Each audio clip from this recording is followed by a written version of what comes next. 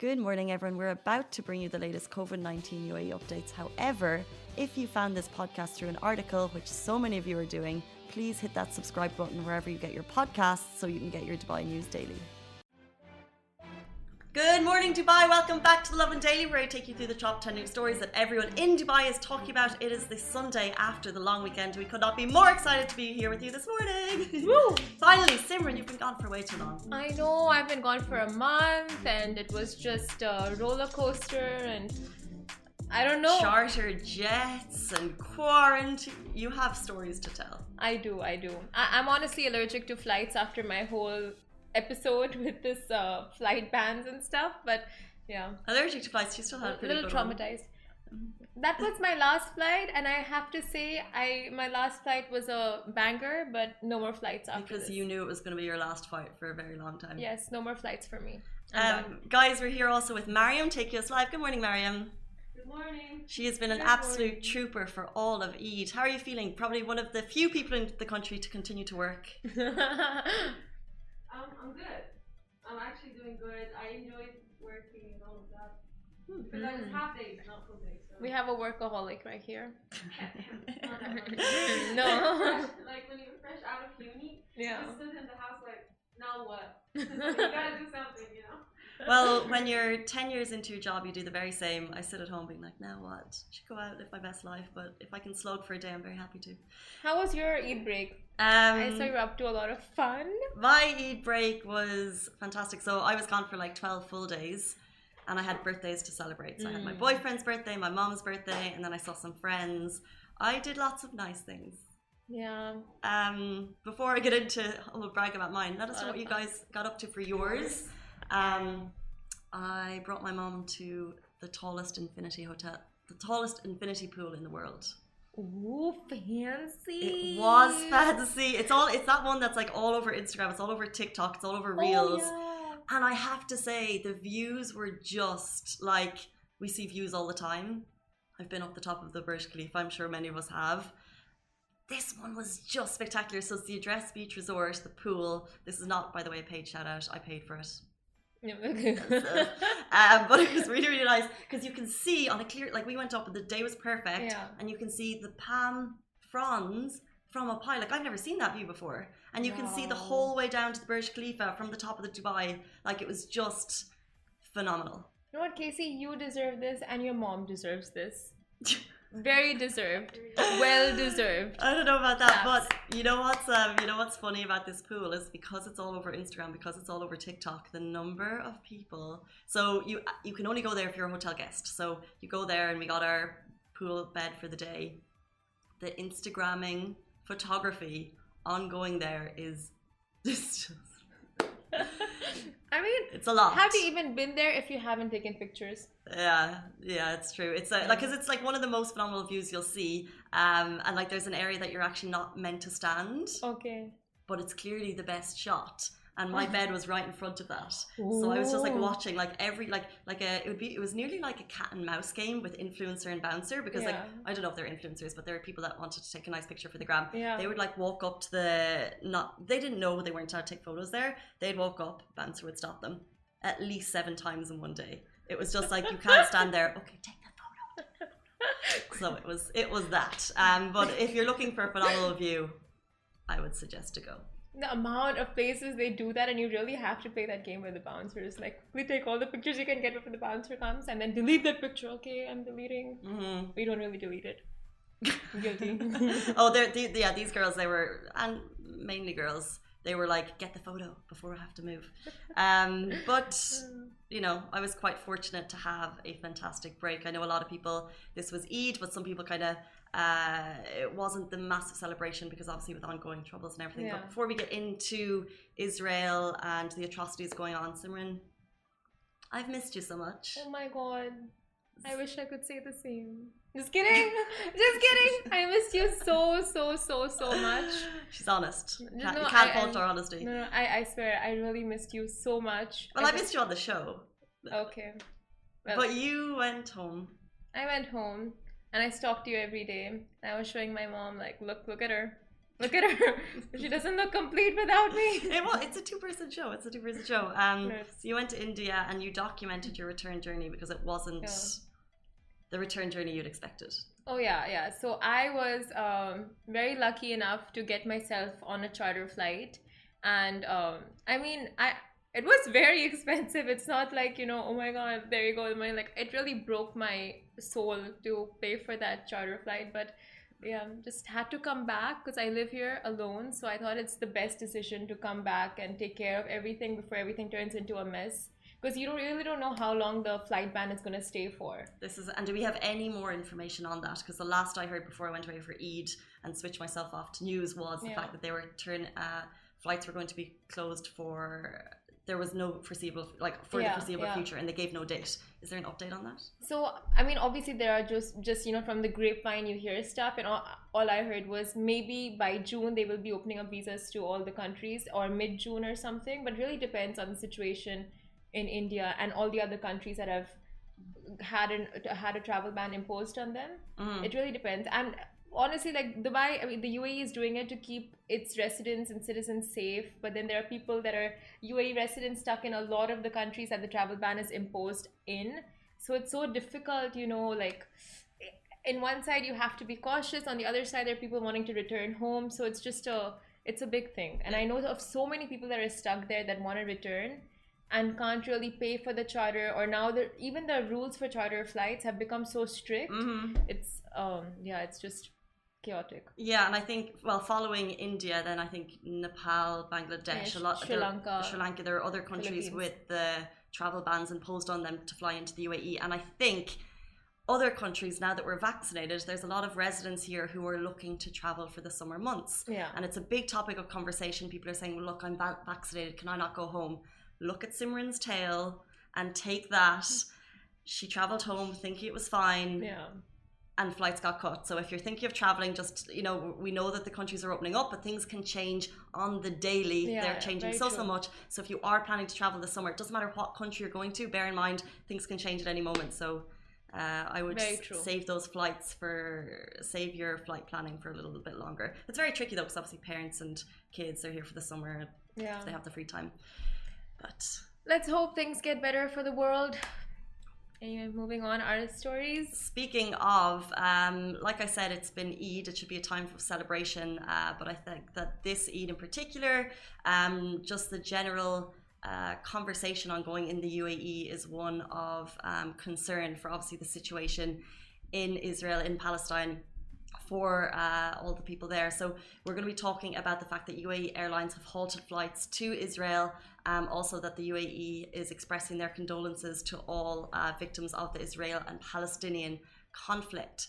So kicking off at that, some UAE airlines have stopped flying to Israel. This is because of the atrocities going on there. So Etihad has temporarily halted some flights. This is because of current hostilities. The violence intensified on Saturday with repeated airstrikes on Gaza City. So 2 Etihad flights today, flying from Abu Dhabi to Tel Aviv, have been cancelled.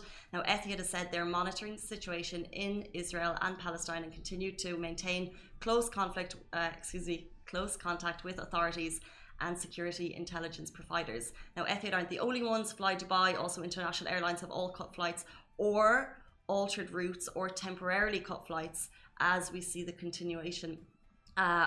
situation continue to deteriorate there. Like I said, it's the ongoing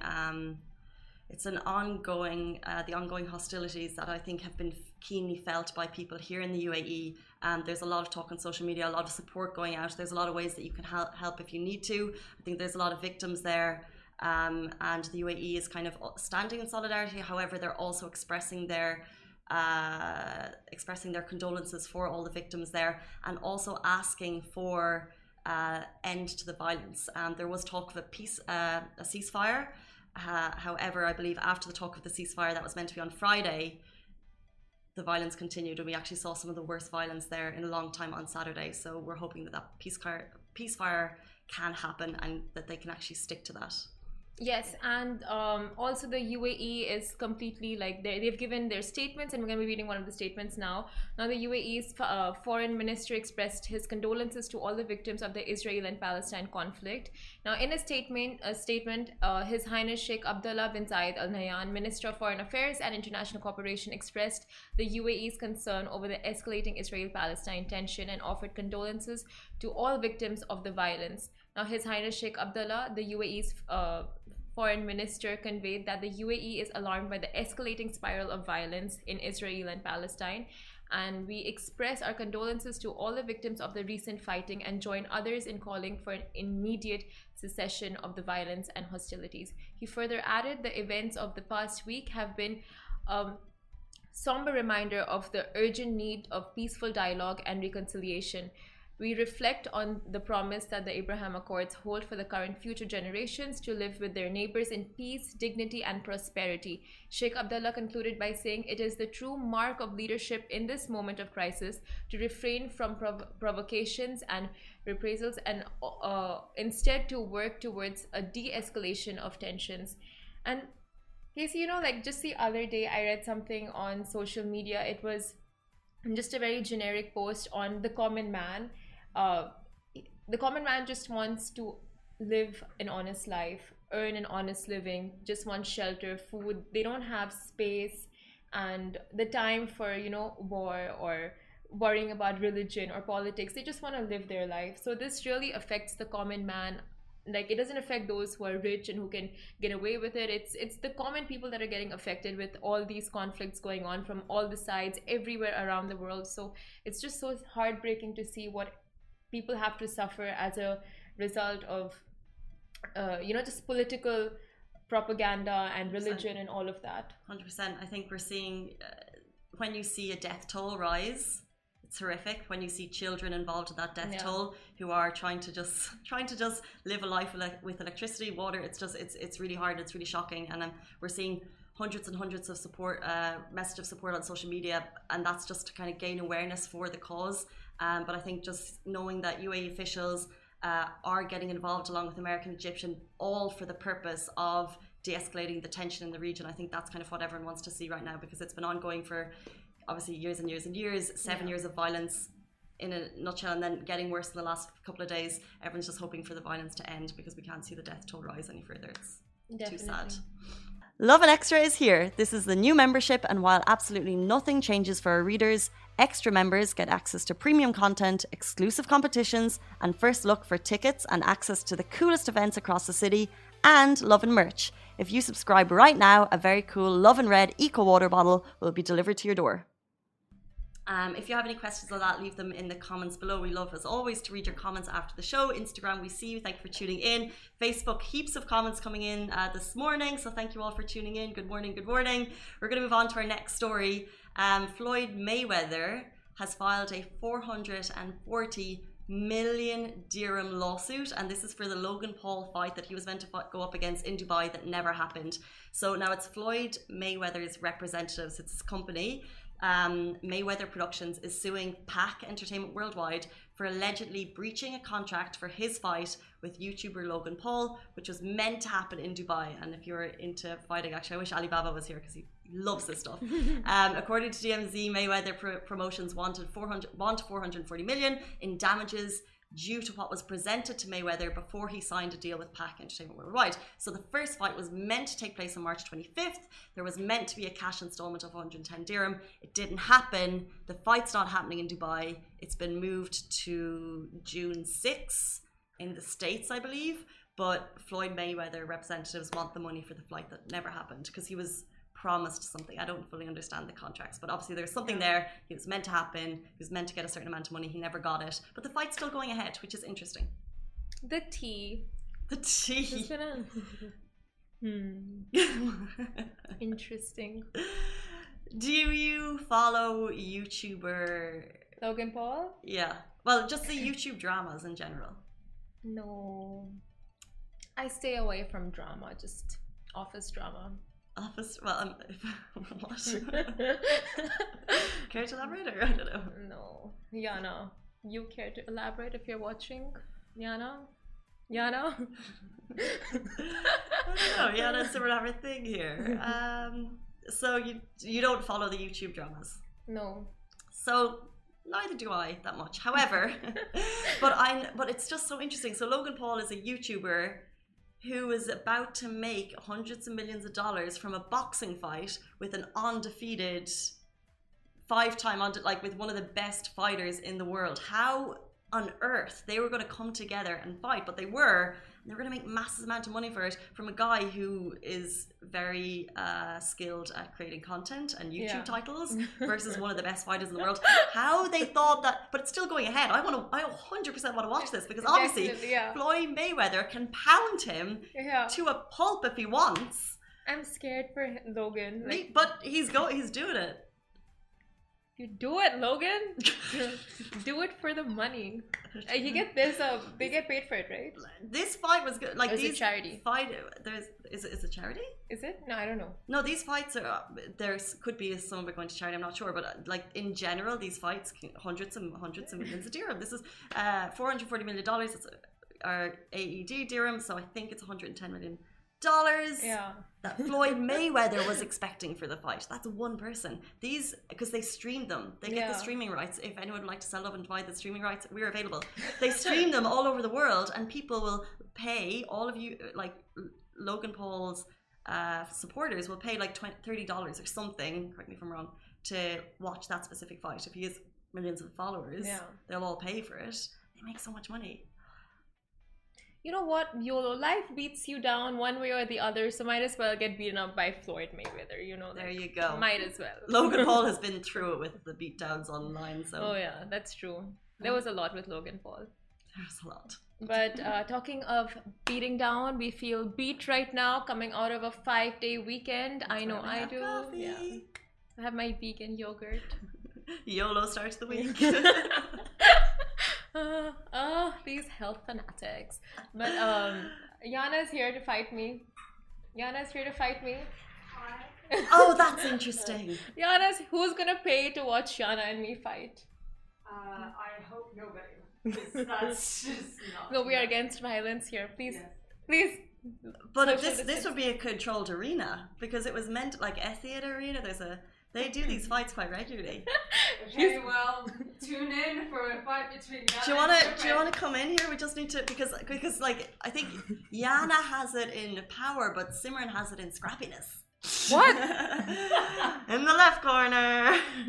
I have claws. Okay, Yana.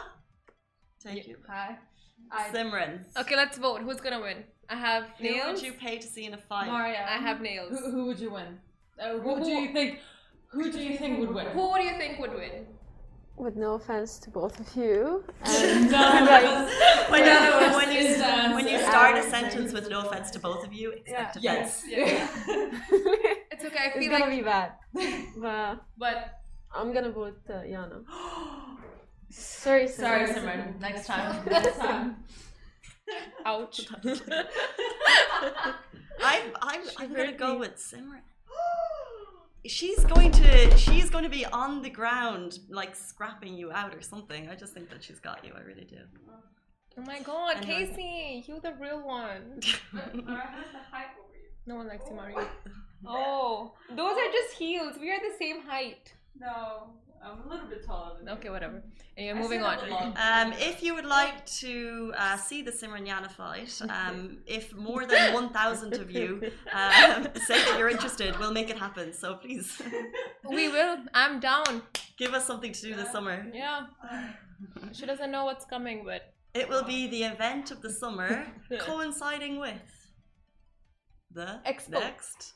No, coinciding with the next long weekend. Yes. So UAE residents to enjoy a 6-day long weekend in 10 weeks. Now the first thing.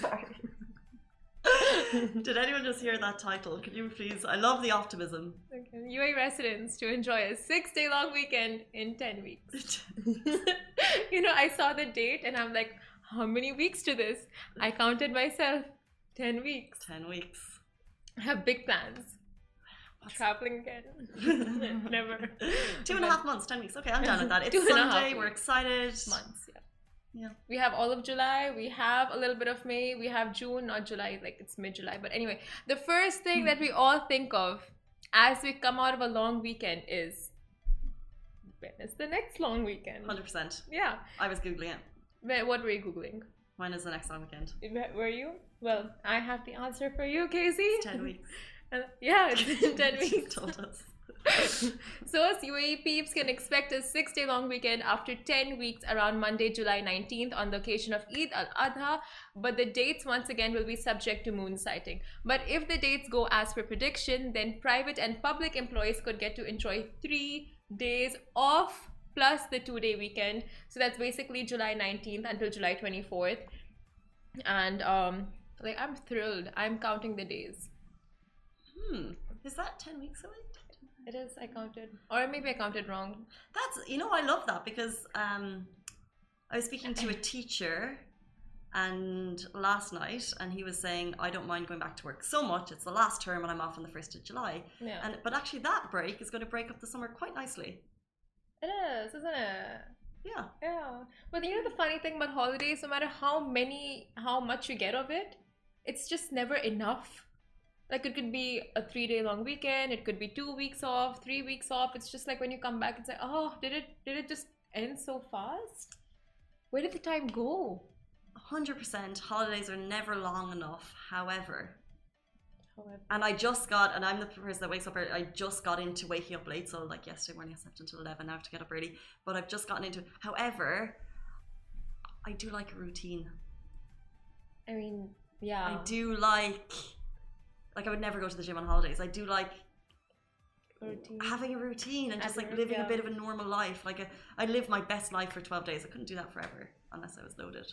Okay, so I was gonna just bring up a petition for a 1-year long paid leave, but I don't think you would sign that. It's only because I used to be a teacher, and teachers, if you're watching, coming back to work after 3 months, that they're like 3 months is amazing. Coming back to work is the biggest low for me. It was the biggest low because you have to prepare yourself, and then if you have 3 months with no routine, maybe if you have families it's different, but like 3 months where you're traveling and everything and then coming back into work is very tricky. So it's such a high to low. I'd rather just and then get those sudden highs of 6 days off. Petition to work every day. Oh my God, Casey, what do you say? No, listen. She didn't say this. She's just kidding. Just joking. It could be a thing, Sarah. It's all jokes. People want to make it happen. No one wants to make it happen. You worked like for 5, 6, 7, 8, 9 days in a row, right? Yeah, like how miserable are you? Tell us. We don't need a petition for working every day. It was hard, but like I'm so excited for today to end. Yeah. Would you rather? Yeah. But I agree with you, by the way. The routine is that's what I'm saying. Like, you know. Yeah. Once, like, for example, when COVID hit and students stayed home, a lot of them actually went, like, you know, through mental changes because of the breaking of the routine. So once they were back on campus, even for example my university, once they were back on campus, they were more excited because they were like, okay, we're back to that routine. So I think like humans are, you know, we love routine, but we just don't admit it. Yeah, you don't. Of course, we don't admit it. And like, of course, you're on your holiday. I would never like wish. Oh, I wish I was at work right now. Obviously not. But I just. But a quick question before we end: would you like a full year? Yeah. Oh no. But you know, I just remembered a full year off. Like, if you're asking me, a full year off. Yeah, obviously. Because paid, then I full can year off, paid, right? Obviously paid. Yeah, of course. Yeah, of course. But like, if you think about it, you can create a routine without work. However, if work is there, you cannot have a life. Yeah, exactly. But if you're off for a short amount of time, you're obviously not going to make that routine. But if I was off all of the time, I'm sure I would live a more normal life. But when you're just off for 12 days, I'm like, I'm going to do this, and I'm going to live my very best life and make use of every second. Not going to work a single minute. But I completely agree with you because I read, I think it's in the Bible, I don't know, an idle mind is a devil's workshop. So I think a routine is needed, not wanted, but needed. Yeah, I agree. Yes. We all agree. We'll also all take that year off with pay. Yes. Guys, that is it for us on the Lovin Daily. First day back at work. We could not be more excited to be here, even if we've said otherwise throughout the show. Stay safe, wash your hands. Goodbye from me. Bye, guys. Bye, Marianne. Bye, Marianne. Bye. Bye. Bye, Yana. Guys, that is a wrap for the Lovin Daily. We are back same time, same place every weekday morning. And of course, don't miss the Lovin Show every Tuesday where I chat with Dubai personalities. Don't forget to hit that subscribe button and have a great day.